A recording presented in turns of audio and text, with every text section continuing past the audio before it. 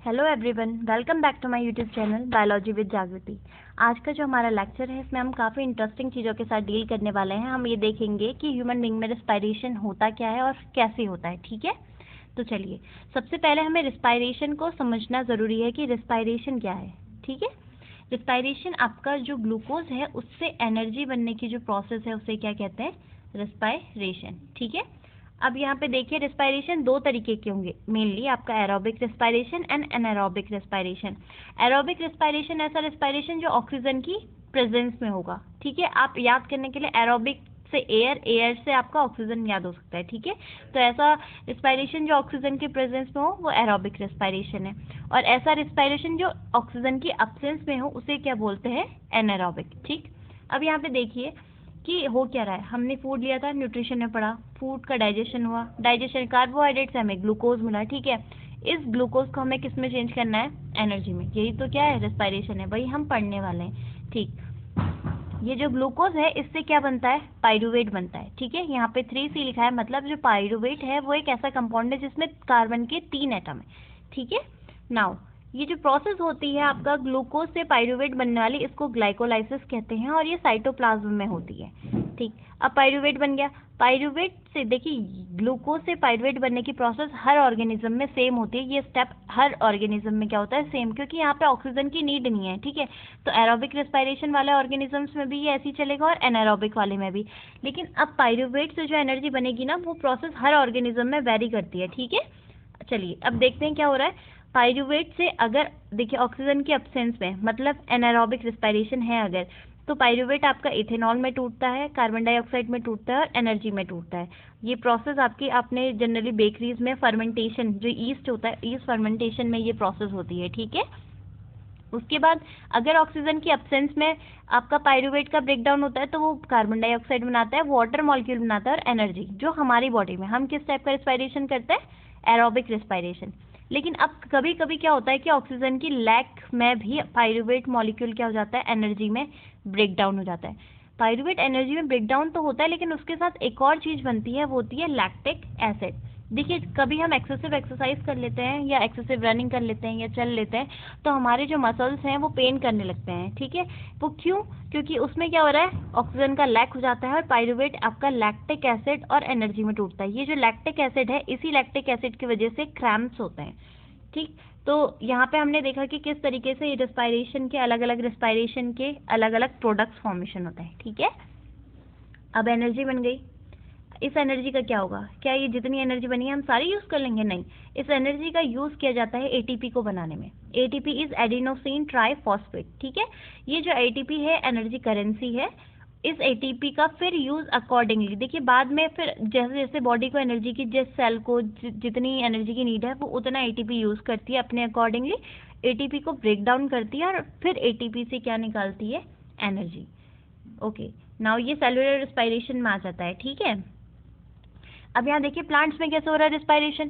Plants में हमने इससे पहले वाले में भी डील करा था, डिफ्यूजन होता है। डिफ्यूजन क्या होता है, हायर कंसंट्रेशन से लो कंसंट्रेशन में। मान लीजिए यहाँ पे किसी भी मॉलिक्यूल का क्या है, कोई मॉलिक्यूल है अपने बहुत ज़्यादा कंसंट्रेशन में और यहाँ पे उसका जो कंसंट्रेशन है कम है, तो डिफ्यूजन की प्रोसेस की वजह से वो हमेशा हाई कंसंट्रेशन से अपने लो कंसंट्रेशन की तरफ को जाएगा। ओके, नाउ अब यहाँ पे देखिए प्लांट्स में क्या होता है, दिन के टाइम पे बाहर के एनवायरनमेंट में कार्बन डाइऑक्साइड क्या होते हैं, कंपैरेटिवली प्लांट्स, मतलब पत्तियों में या प्लांट्स के कंपैरिजन में बाहर क्या होती है, हाई होती है, और प्लांट के अंदर क्या होती है, लो होती है। तो डिफ्यूजन क्या होता है, हाई से लो ही तो डिफ्यूजन है। तो कार्बन डाइऑक्साइड बाहर से कहाँ जाती है, अंदर प्लांट्स में। ठीक है, अपने हाई कंसंट्रेशन से लो कंसंट्रेशन में। और प्लांट के अंदर क्या होती है, जो ऑक्सीजन होती है वो ज़्यादा अमाउंट में होती है, और लेकिन एटमॉस्फेयर में कंपैरेटिवली क्या होती है, लो होती है। इसीलिए क्या होता है, जो ऑक्सीजन है वो बाहर से कहाँ जाती है, प्लांट के इनसाइड। ठीक, ये जो प्रोसेस होती है, नहीं एटमॉस्फेयर में जाती है, प्लांट के अंदर से कहाँ जाएगी, आपकी एटमॉस्फेयर में जाएगी। ओके, नाउ अब हमें देखना है कि एनिमल्स में कैसे हो रहा है। ओके, एनिमल्स में देखिए हर ऑर्गेनिज्म में डिफ्यूजन के थ्रू हो नहीं सकता। ठीक है, इसीलिए एनिमल्स में स्पेशली ऑर्गन्स बनाए गए हैं, और एक एक्वेटिक एनिमल्स का डील करेंगे और दूसरा हम टेरेस्ट्रियल ऑर्गेनिजम्स में। देखिए जो एक्वेटिक एनिमल हैं जैसे फिशेज हैं, उनमें क्या होते हैं, गिल्स। गिल्स ऐसे स्ट्रक्चर्स होते हैं जो आपका किस में, रिस्पायरेशन में हेल्प करते हैं। अब जो एक्वेटिक एनिमल है उसमें तो वाटर में डिजोल्व ऑक्सीजन है, तो गिल्स क्या करते हैं, इस वाटर में डिजोल्व ऑक्सीजन को निकालने का काम करते हैं। उसके अलावा जो टेरेस्ट्रियल ऑर्गेनिज्म होते हैं उनमें लंग्स होते हैं और वो एटमॉस्फेरिक एयर को इनहेल करते हैं। ठीक है, अब यहाँ पे देखिए कि एटमॉस्फेयर में, हमारा जो एटमॉस्फेयर है, एटमॉस्फेयर में जो ऑक्सीजन है ना वो बहुत ज़्यादा अमाउंट में कंपैरेटिवली, मतलब डिजॉल्व जो ऑक्सीजन है वाटर में उसका वो क्या है, उसका अमाउंट कम है। इसीलिए ये जो एक्वेटिक एनिमल्स होते हैं इनका जो ब्रीदिंग रेट होता है ये क्या होता है, हाई होता है, क्योंकि वाटर में जो ऑक्सीजन है वो कम है, लेकिन बॉडी की उनकी ऑक्सीजन की नीड तो एक स्पेसिफिक नीड है, तो उसको पूरी करने के लिए वो जल्दी जल्दी जल्दी सांस लेते हैं। ठीक है, इसीलिए उनका ब्रीदिंग रेट क्या है यहाँ पे, हाई है।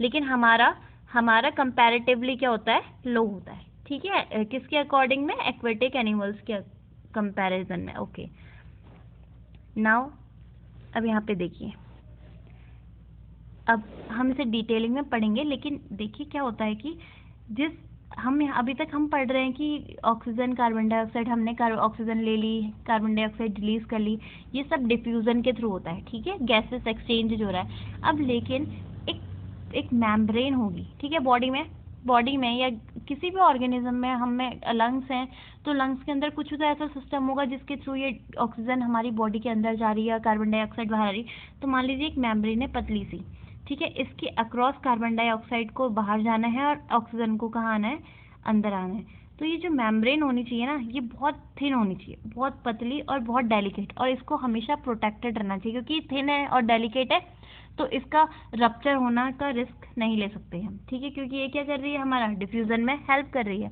तो आइए हम यहाँ पे थोड़ा ह्यूमन बीइंग का रेस्पिरेटरी सिस्टम देखेंगे। हम देखेंगे कि हम कौन सी थिन और डेलिकेट मेम्ब्रेन की बात कर रहे थे। ठीक है, तो ह्यूमन रेस्पिरेटरी सिस्टम स्टार्ट होता है नॉस्ट्रल से। नॉस्ट्रल में हमारे फाइन हेयर्स होते हैं जो एयर में प्रेजेंट डस्ट मॉलिक्यूल्स को क्या कर लेते हैं, ट्रैप कर लेते हैं। उसके अलावा जो हमारा नसल पैसेज होता है, ये म्यूकस से क्या होता है, लाइंड होता है। ठीक है, म्यूकस सबसे इंटरनल लेयर होती है आपकी। ओके, नाउ उसके बाद आएगा आपका ट्रैकिया। ठीक है, ट्रैकिया के बाद ये जो दो स्ट्रक्चर्स दिखाए हैं, ये देखिए, पहले तो ये होता है रिंग्स ऑफ कार्टिलेज बीच में।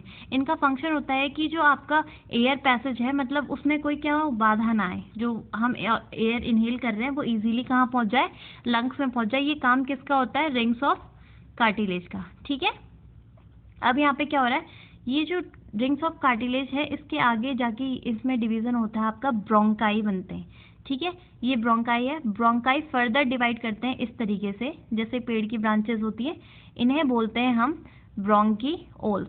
ये जो ब्रोंकीओल्स है इसमें भी प्राइमरी ब्रोंकीओल, सेकेंडरी ब्रोंकीओल, मतलब ब्रांचेस निकलती रहती हैं। लेकिन जो फाइनल स्ट्रक्चर होता है, ऐसे एक बॉल लाइक या सैक लाइक स्ट्रक्चर होता है, इस स्ट्रक्चर को हम एल्वियोलाई कहते हैं। ओके, नाउ इससे पहले हमने ये पढ़ा था कि जिस मेम्ब्रेन के थ्रू कार्बन डाइऑक्साइड और आपका ऑक्सीजन का डिफ्यूजन होना चाहिए वो बहुत डेलिकेट होनी चाहिए, तो वो मेम्ब्रेन इसी एल्वियोलाई की होती है। ठीक है, alveoli is the main site of diffusion in human beings या एनिमल्स जिनमें लंग्स हैं। ठीक है, एल्वियोलाई होती है, यहाँ पे मेन साइड है, यहाँ पे ऑक्सीजन का एक्सचेंज होगा। अब हम देखेंगे कि किस तरीके से, इस पोर्शन में मैं बताऊंगी नहीं, लेकिन जब हम ह्यूमन सर्कुलेटरी सिस्टम पढ़ेंगे वहाँ पे सब चीज़ें मर्ज करके एक साथ बताऊंगी तो वो ज़्यादा अच्छे से समझ में आएगा।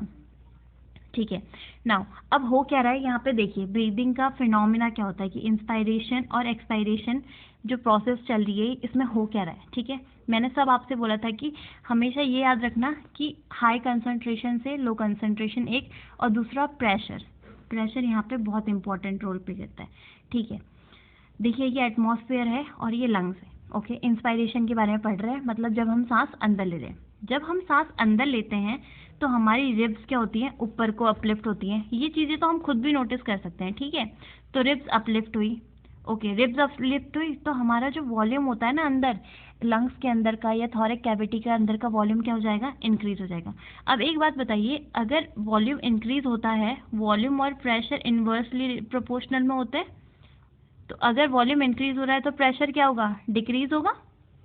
ठीक, ये याद रखना है कि हमारा प्रेशर क्या हो रहा है, डिक्रीज हो रहा है, क्योंकि वॉल्यूम क्या हो रही है, इंक्रीज। उसके अलावा डायफ्राम, देखिए जो लंग्स होते हैं, लंग्स के नीचे इस तरीके से एक स्ट्रक्चर होता है जिसे बोलते हैं डायफ्राम।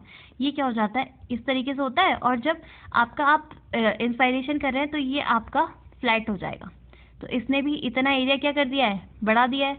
ठीक है, तो ये एक तो रिब्स अपलिफ्ट हो रही है, सब देखिए सब क्या कर रही है, इन सब चीज़ों से क्या हो रहा है, टोटल मिला के वॉल्यूम इंक्रीज हो रहा है। आपके रिब्स के अपलिफ्ट होने से, डायफ्राम के फ्लैट होने से, सब क्या हो रहा है, आपका वॉल्यूम इंक्रीज हो रहा है। वॉल्यूम इंक्रीज हो रहा है तो partial pressure of oxygen inside the alveoli decrease.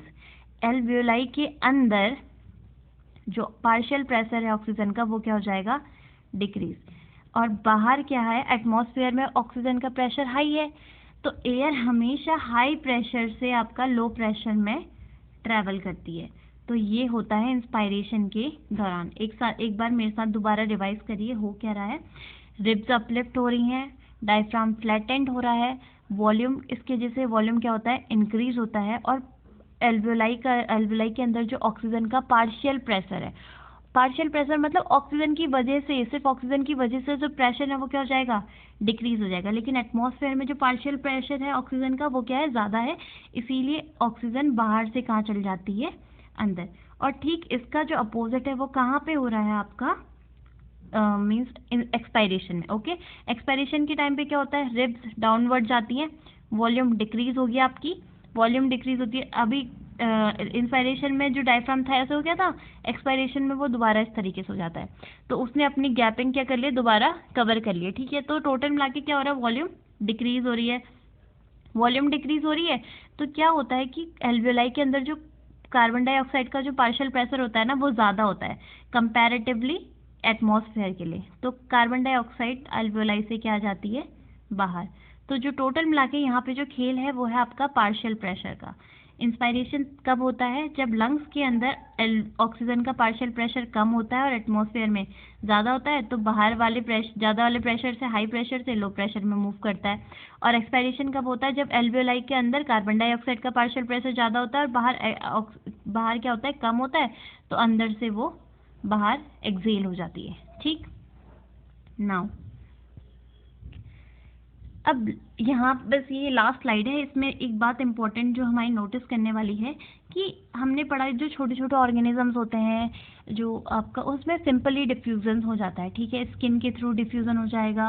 ठीक है, लेकिन अब जो लार्ज ऑर्गेनिज्म है, जैसे हम, क्या हम में सिर्फ डिफ्यूजन का प्रोसेस सफिशिएंट है, क्या सिर्फ डिफ्यूजन सफिशिएंट है हमारा क्या करने के लिए, हर बॉडी की हर सेल्स को ऑक्सीजन पहुंचाने के लिए, नहीं। ठीक है, इसीलिए हमारी बॉडी में एक रेस्पिरेटरी पिगमेंट पाया जाता है, उस रेस्पिरेटरी पिगमेंट को हम हीमोग्लोबिन कहते हैं। ये हीमोग्लोबिन का वर्क क्या होता है, ये अपना ऑक्सीजन और कार्बन डाइऑक्साइड के साथ बॉन्ड बनाता है। इस क्लास में सिर्फ इतना ही याद रखना है, सिर्फ इसके बाद वाला जो लेक्चर है वो सर्कुलेटरी सिस्टम पे आएगा, वहाँ पे आपको पता चल जाएगा कि ये हीमोग्लोबिन वर्क कैसे करता है, एल्वियोलाई से ऑक्सीजन कैसे रिलीज हो रहा है, ये सारा सिस्टम हम वहाँ पे अच्छे से डील करेंगे। तो मुझे उम्मीद है रेस्पिरेटरी सिस्टम आपको समझ में आया होगा। अगर आपको अच्छा लगा ये वीडियो तो इसे लाइक करें और कमेंट करके मुझे ज़रूर बताएं। Thank you.